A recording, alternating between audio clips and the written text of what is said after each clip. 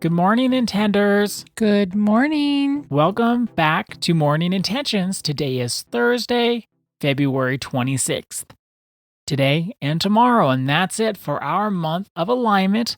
But we still have some great things to talk about today and tomorrow, so don't click off just yet. Stay with us. Stay with us. Today, we want to talk about something that, in addition to guilt, in addition to being worried about going too far, not going far enough, boundary destroyers, pendulum swinging, the pendulum swinging, all that stuff that we've talked about so far, there's another way that we can get off track with alignment with self. Another difficulty, you might say.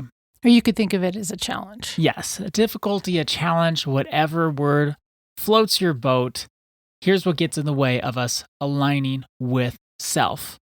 Now, there's something called a phenomenological approach, and that's a fancy way of saying that we are experts on ourselves, that we know our own experience better than anybody else. This is why in a coaching session or something like that, yes, we may have an opinion, we may give you some of the ideas and thoughts that we have in our heads for someone's situation, but in the end, our clients are the experts on their own lives. If it doesn't fit, if it doesn't resonate with them, then it doesn't resonate with them. There's not something wrong with them. It just doesn't resonate because they know who they are. Now, a challenge with the phenomenological approach is sometimes we use words and they're vague, they're more blanket statements, they're broad categories, and we haven't gotten to the depth of that experience to even know what we're experiencing. For example, Annette, you have one that you wanted to bring to the table. I do have one. It's a very common one, but we thought maybe we would teach through this example. So we have many clients who come in and they will use the phrase, I'm so stressed, I'm so anxious, I have so much anxiety. In order to get down to the depth of their experience, as our mentor always says to us, we need to say things out loud. So when we're sharing anxiety, being stressed, it can be helpful to say out loud some synonyms for anxiety, stress, our experience. Ada and I did this just recently in one of our mentor sessions. It was completely surprising what Ada came up with for her synonyms for anxiety and what I came up with for my synonyms for anxiety. But when we're thinking about aligning with ourselves, finding the synonyms might help us to get more clarity about what's really going on inside of us. I know you have our list of synonyms that we both gave. Would you like to share those so people can see the same word can have different experiences for different people?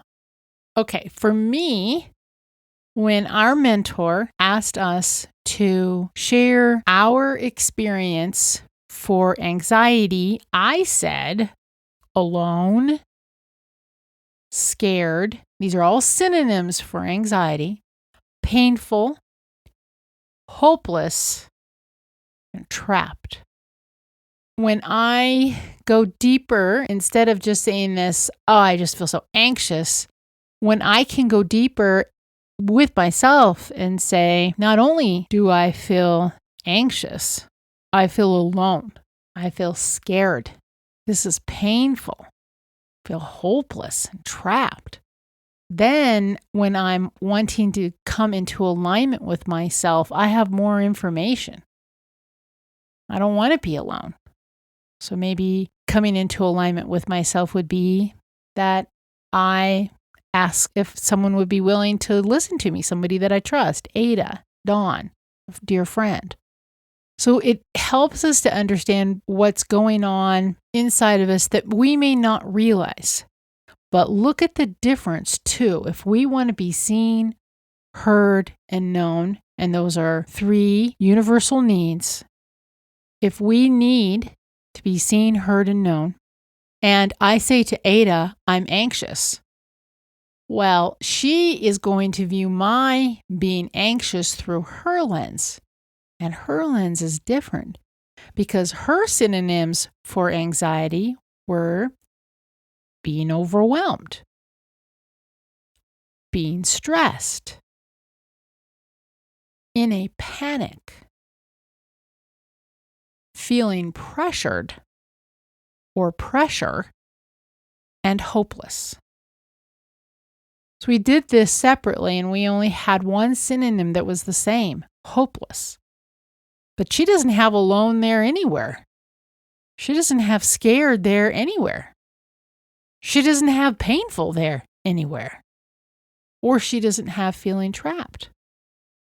What we want to do and why we wanted to bring this to you today is that when we're sharing and we're acting on self-alignment, taking some time by yourself to find some synonyms. Okay, I'm feeling anxious right now. What are some synonyms for my anxiety? And then as you write those down and realize the depth of what's going on inside of you, that will, number one, help you to have more awareness, listening, noticing, having that awareness about what's going on inside of you. And then to be aligned would be to recognize this is a scary experience. This is a very lonely experience. And that clarity can help with then what's next, and that would be the steps that you take in order to show up from this place of self-alignment, speaking up, taking actions that are aligned with what's going on. Finding the synonyms is such, for lack of a better word, an amazing. I don't really like to use words like amazing. They seem a little over the top. You always make fun of amazing and awesome. Okay, and you know me. I know people think I'm a little over the top, so amazing and awesome should fit right into my vocabulary. But I do think it's amazing, the synonyms, how much more clarity they can bring to a situation. And especially when we're listening and noticing, looking back at our month of orientation in January, well, if I've listened and I've noticed and I give my listening and my noticing the word anxiety, that can be true. But then once we get to that level of synonyms and really start to look at, well, what does anxiety even look like and feel like and mean to me? Maybe it's not anxiety at all. Like if I'm saying I'm overwhelmed, that's something else to work with than just anxiety. If I'm feeling hopeless or in a panic or I'm pressured, like I feel like someone's pressuring me to do something I don't really want to do. Those are different experiences than simply anxiety. And I never would have guessed that you felt alone, scared, trapped, hopeless. That was our only place of overlap. We were Pain. so surprised, weren't we, when we did this exercise together? I know, I couldn't believe it. We both have felt anxiety. We've both talked about it. We both said, yeah, I'm feeling anxious today. Never in my life would I have thought, oh, that means my mom could be feeling alone right now. Never in my life. You said this earlier today, that I would project my own experience of anxiety onto you. Like, oh, I'm feeling anxious. Oh, well, to me, that's overwhelmed, panicked, and pressured. Oh, that must be what you're feeling. That's Annette's experience. Not true at all. She, being the expert on her own life, that's totally different. So that's where also when we're in conversation with other people and they're sharing their experience, it could be helpful to ask them for some synonyms so you get a clearer picture of what they're experiencing, which then will lead to more connection. And with that, our intention for today is I will find the synonyms for one emotion I'm feeling today. I will find the synonyms for one emotion I'm feeling today. Thank you so much for joining us. Our day is better because you are part of our day. See you tomorrow. See you then.